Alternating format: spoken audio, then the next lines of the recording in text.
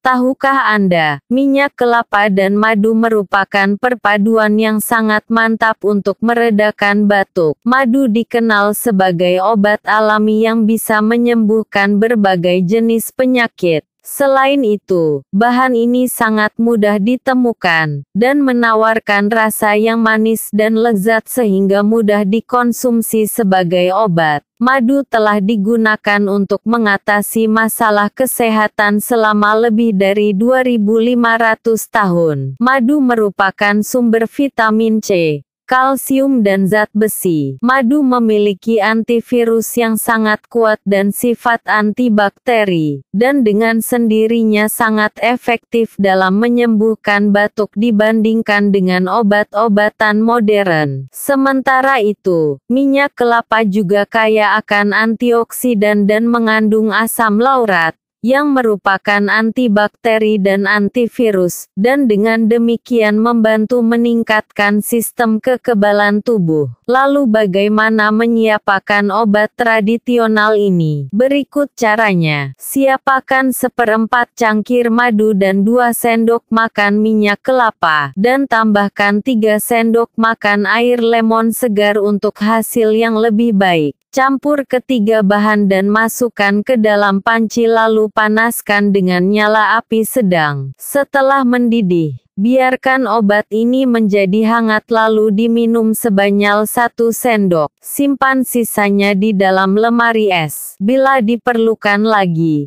panaskan kembali obat ini sebelum diminum.